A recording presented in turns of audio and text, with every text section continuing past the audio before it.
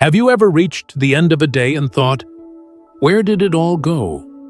No crisis, no explosion, just a slow leak of minutes, like sand slipping through your fingers while you weren't watching. It's an insidious kind of loss. I remember those mornings too well. The alarm would ring, and instead of getting up, I'd bargain with the clock. 5 more minutes, then 5 more.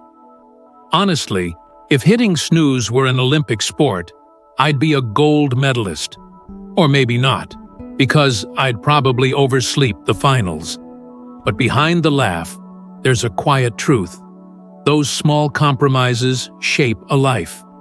My coffee would sit cold, the to-do list untouched, and by evening, I wasn't tired from effort. I was drained from drifting. Gentle distractions are the most dangerous. They don't tear your life apart in one moment. They dissolve it, grain by grain, until one morning you no longer recognize the person in the mirror. The Stoics understood this long ago. A man without an inner law becomes a slave to whatever shouts the loudest. I lived that, pulled by moods, by cravings, by other people's noise, because I had no anchor, no code, no center.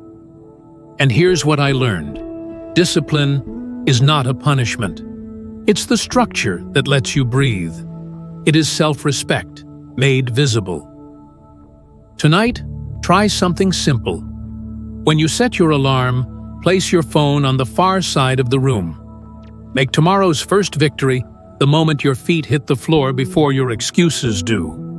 What would change in your life if, starting today, you refused to abandon yourself? Law 1.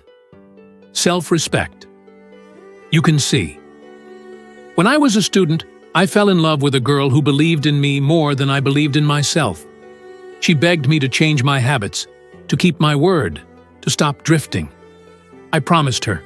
Once, twice, too many times, and each time I broke it, a piece of her faith in me disappeared. Until one day, so did she.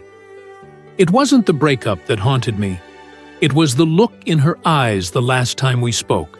Not angry, not bitter, just empty, like she had already buried the version of me she once trusted. That's when I learned.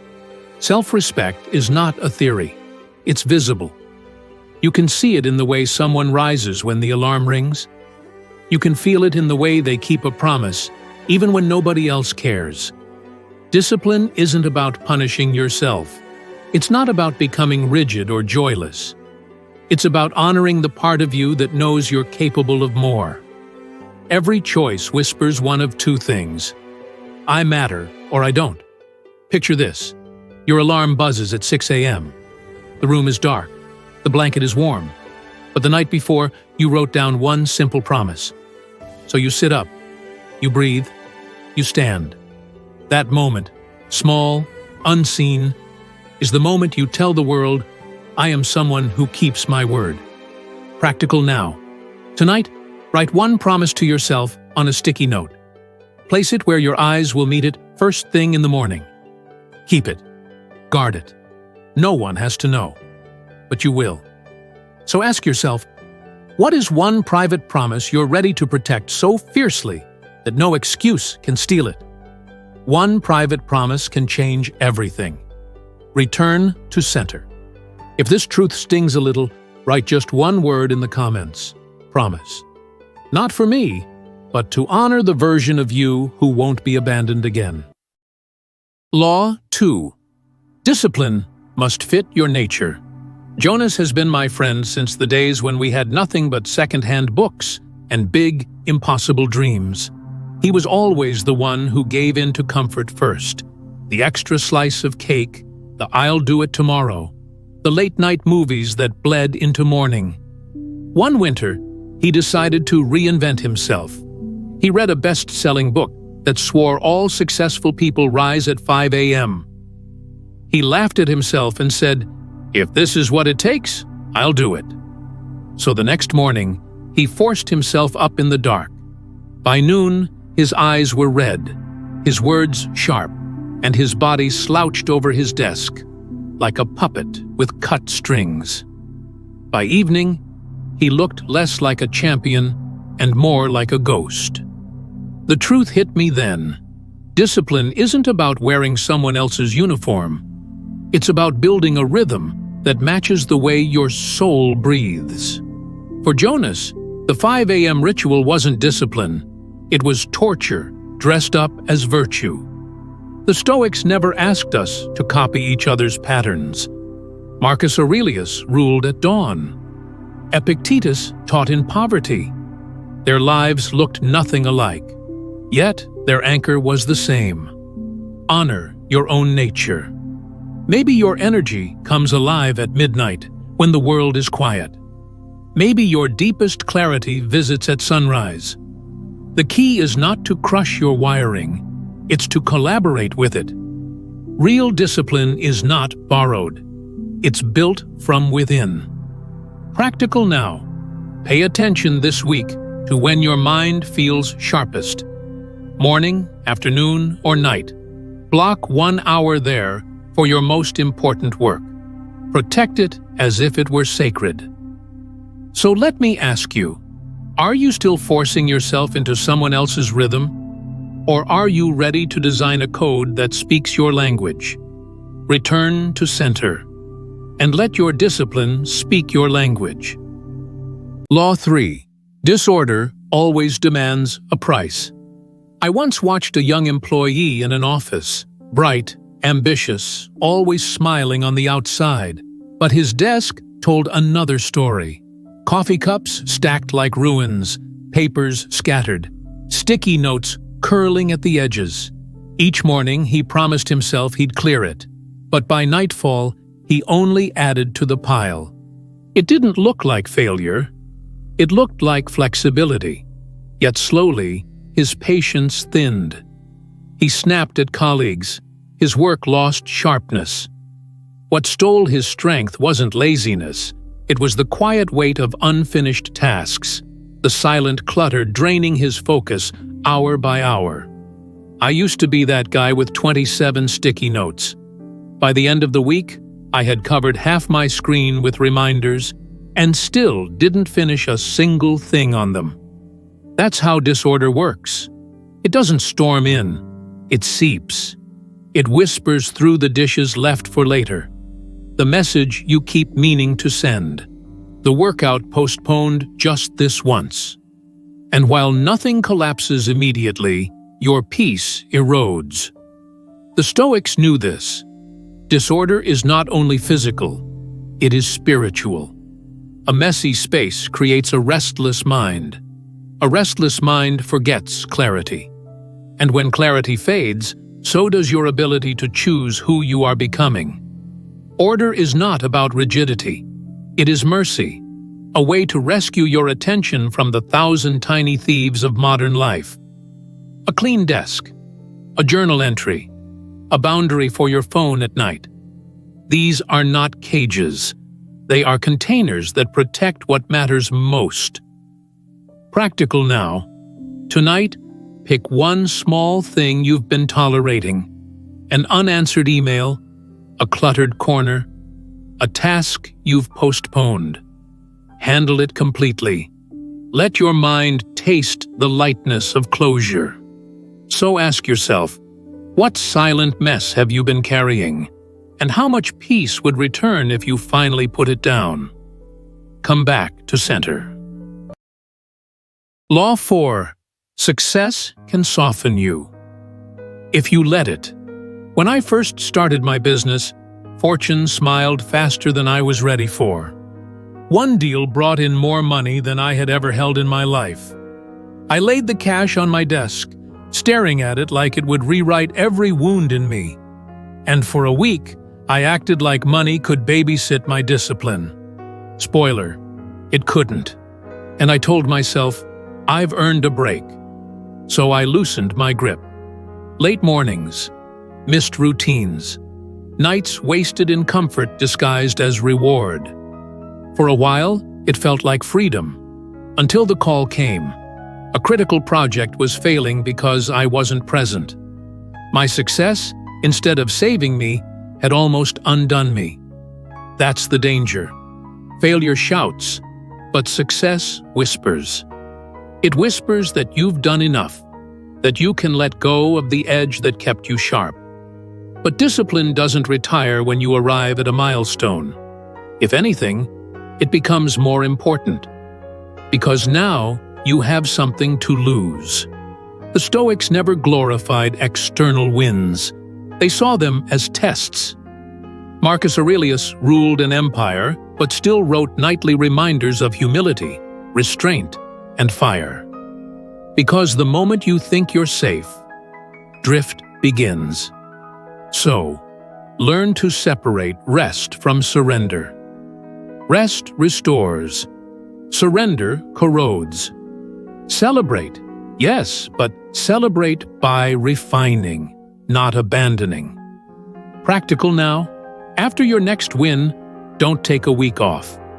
Instead, repeat your core routine the very next day, unchanged. Tell your mind, discipline built this life, and only discipline will keep it. Return to center. So ask yourself, where in your life have you mistaken comfort for a reward? And how much sharper would you feel if you stopped coasting? Law 5. Don't wait for motivation. Move without it. A student once sat in his dorm room staring at the blinking cursor on a blank page. The deadline loomed, but he felt nothing. No spark, no flow. He told himself, just one sentence, that's all. He typed a line, then another. Hours later, the essay was finished, and the night was gone. That's the secret most people miss. Motivation isn't the beginning. It's the side effect. It shows up after you move, not before. If you wait to feel ready, you'll wait forever. The Stoics knew this. They didn't ask, "Do I feel like it?" They asked, "Is this right?" And then they acted, regardless of mood. Think of a sculptor. He doesn't stand in front of stone, waiting for a rush of emotion.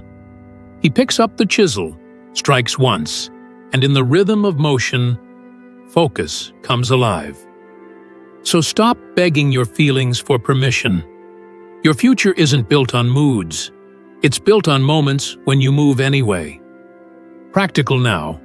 Whatever task you've been avoiding, shrink it. Write one line. Do 5 push-ups. Sort 1 drawer. Action first.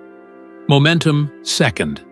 So let me ask you, what promise has been sitting on your list, waiting for the right mood, and what would happen if you began it in the next 5 minutes? Stop waiting for moods. Lead with motion. Stay centered.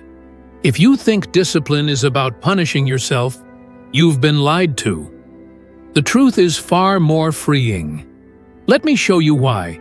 If you're tired of waiting for the perfect mood, hit subscribe or type ready below. It's not about this channel. It's about anchoring your next move before comfort steals it again.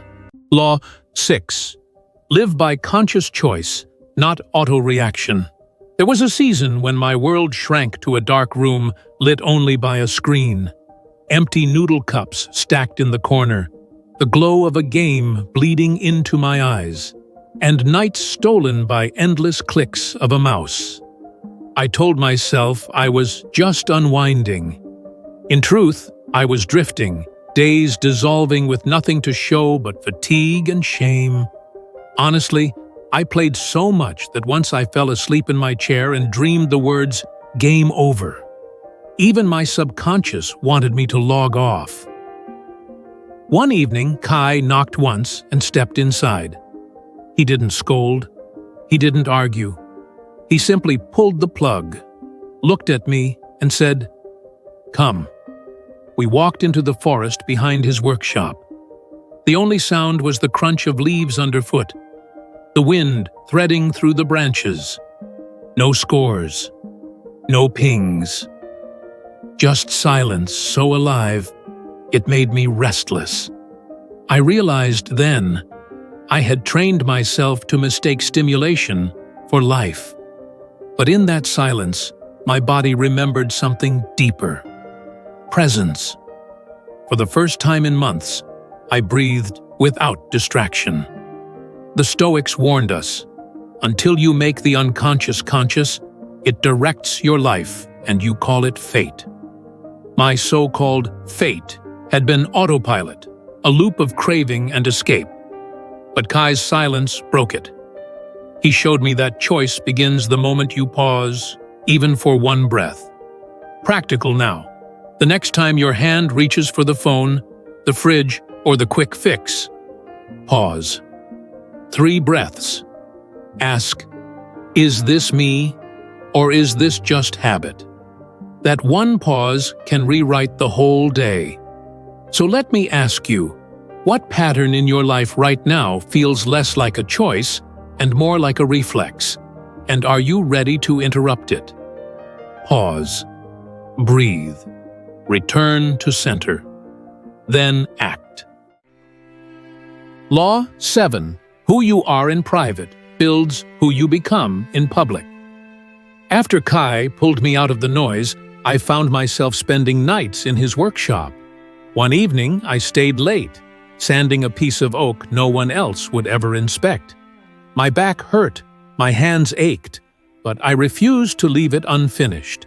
When Kai passed by, he glanced once, nodded, and walked away. That nod told me, character is built in silence. The Stoics understood this. Public respect without private integrity is a house built on sand. You can post wisdom online, speak well under lights, perform for an audience. But eventually, the mask slips, and what remains is what you practiced in the shadows. Discipline isn't built in the spotlight. It's built in the quiet hours, when you keep a promise no one else sees. That's where trust in yourself grows. And when you trust yourself in silence, the world feels your gravity when you finally speak. Practical now. Choose one act you will protect in private. Journaling, prayer, a workout, or simply finishing the task you'd rather abandon. Keep it sacred. Let it shape the version of you the world will meet.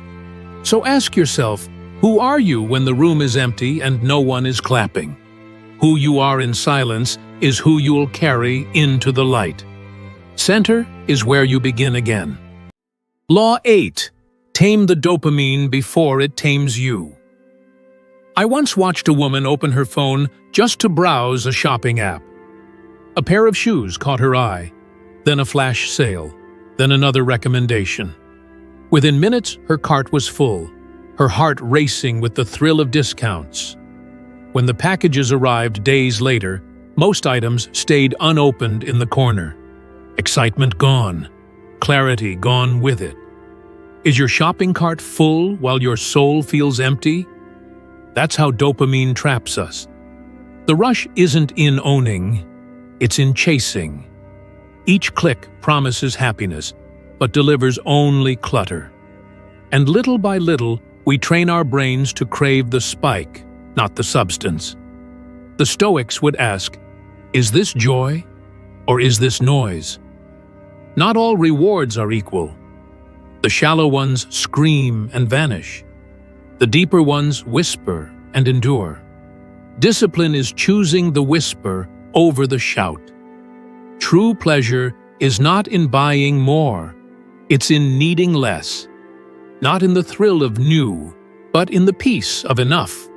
Practical now.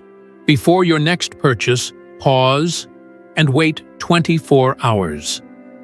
If you still want it tomorrow, maybe it serves you. If not, you've just trained your will to be stronger than a whim. So ask yourself, what cravings are filling your cart but emptying your soul? Stay centered. Law 9. Structure is mercy, not a cage. I once knew a freelancer who thought freedom meant never having a plan. She woke up each day going with the flow. Emails dictated her mornings, client calls swallowed her afternoons, and by night she was exhausted. Yet somehow, nothing truly important moved forward.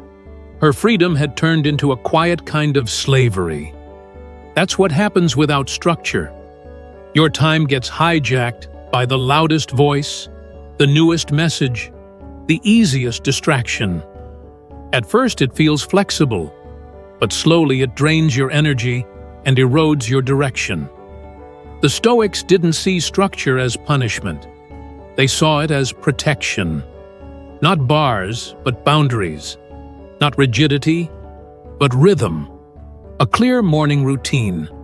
A block of deep work. Even a simple curfew for your phone at night. These are mercies, not chains. They don't restrict your life. They give it shape. Think of it like architecture for your soul. Without walls, a house collapses. Without rhythm, a life scatters. Structure gives your efforts a home, so your energy flows instead of leaking away. Practical now. Tonight, plan tomorrow's first hour before you sleep. One task, one focus, no interruptions. Begin the day on your terms, not on your inboxes. So ask yourself, are you resisting the very rhythm that could set you free? Come back to center. Most people think freedom is doing whatever you want. But that's not freedom. It's the fastest road to slavery. Law 10. Act like the person you are becoming. A young mother once told me she wanted to be more present for her child. But every night, the glow of her phone stole her attention. She promised herself just one more scroll. Sound familiar? How many nights have you traded real connection for a glowing screen? Yet bedtime passed, and her child's small voice whispered, "Mom, are you listening?" One evening, she did something different. She turned the phone off at 7 p.m., placed it in a drawer, and sat cross-legged on the floor. For the first time in weeks, she listened fully to her child's stories. No multitasking, no distraction, just presence. In that simple act, she wasn't pretending. She was rehearsing the mother she wanted to become. That's what identity-based discipline looks like. Every choice is a vote for who you're becoming. You don't wait for the future to arrive. You practice it now. The disciplined version of you doesn't exist in theory. It exists in the way you respond today, in the mess and movement of ordinary life. The Stoics knew this well. Marcus Aurelius didn't just write about wisdom, he practiced it in his journal each night, shaping his character stroke by stroke. Practical now. Decide on one small behavior today that reflects the person you want to be tomorrow. Do it, not perfectly, but consistently. So ask yourself, are your actions echoing the old self you claim to leave behind? Or are they rehearsing the future you say you desire? Center is where you begin again. Law C11. Every minute is a brick in the temple of your life. Working in Kai's workshop gave me order. My hands shaped wood, my body moved with rhythm. But when the tools were put down and the night grew quiet, something darker returned. The silence after work felt heavier than the labor itself. Regrets came crawling back. The betrayals, the wasted years, the faces I had lost. I had structure for my body, but my mind wandered through ruins. One evening, Elena walked in and placed a worn notebook on the table. "It used to be yours," she whispered. Inside were scribbles from years ago, dreams I had abandoned, promises I had broken, fragments of a man I thought was gone. She looked at me and said, "Don't let your minutes stay empty. Fill them, one brick at a time." That notebook became my anchor. After work, instead of drowning in silence, I wrote. Just small entries at first. Woke up on time. finished sanding, resisted the urge to escape. Each note, a brick. Slowly, the emptiness became a structure. The minutes I once feared became sacred ground. I used to think journaling was too serious for me, until I noticed I could scroll for 2 hours without even remembering what I saw. At least with a notebook, I had something real to show for my time. The Stoics were obsessed with time. Seneca said people guard their property, but squander hours as if they were worthless. Yet it is the one thing that can never be regained. A life is not wasted in one collapse. It is wasted in small, unmeasured leaks. Practical now. Tonight, write down one thing you did that honored your discipline. Just one. Tomorrow, another. Over weeks, the pages will reveal a temple rising from silence. So ask yourself, are your minutes scattering into nothing, or stacking into something worthy of your future self? Center is where you begin again. Law 12. If you don't measure, you don't grow. I once met a man who swore he was improving, working harder, eating better, spending less. But when I asked him how he knew, he hesitated. He had no record, no measure, just a vague sense of effort. Months later, nothing had really changed. His energy had scattered into good intentions with no proof to anchor them. That was me once. I told myself I was making progress, but my only measurement was how many coffee cups I stacked beside my laptop. That's the quiet danger. Without measurement, effort becomes noise. You can trick yourself into believing you're moving forward, when in truth, you're just running in circles. The Stoics practiced daily reflection. Marcus Aurelius asked himself each night, "What did I do well? Where did I fall short? What can I improve tomorrow?" Not for shame, for clarity, because you cannot improve what you refuse to see. Measurement doesn't mean turning your life into a spreadsheet. It means making progress visible. One note in a journal. One tally mark for promises kept. One line that says, "I showed up today." Each mark turns hope into evidence. Practical now. Tonight, before you sleep, write down just 2 things. One promise you kept. One place you can improve tomorrow. Do this for a week and you'll see patterns emerging. Patterns you can shape instead of letting them shape you. So ask yourself, are you guessing at your growth? Or can you see it clearly in front of you? Stay centered. The temple you are building, 12 laws, 12 doors back to yourself. But don't mistake this for theory. It's not about knowing more. It's about choosing differently. One promise kept. One pause before reaction. One brick laid in the silence of today. Discipline isn't chains. It isn't punishment. It is a way of telling your soul, I matter. My time matters. My future is not for sale. The world will keep pulling, notifications, cravings, applause, doubts. But you are not here to drift. You are here to design. So pause, right now. Breathe. Look at your life as it stands. Ask yourself, what is the next brick I will lay? Not tomorrow. Not someday. Now. Because the temple of your life is rising, even if you don't see it yet.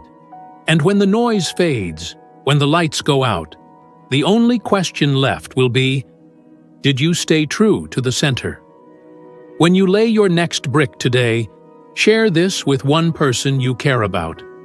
Not for numbers, but because their minutes are sacred too. And maybe this reminder is the brick they need. Stay centered. Keep walking with intention. Your future is built in what you choose next.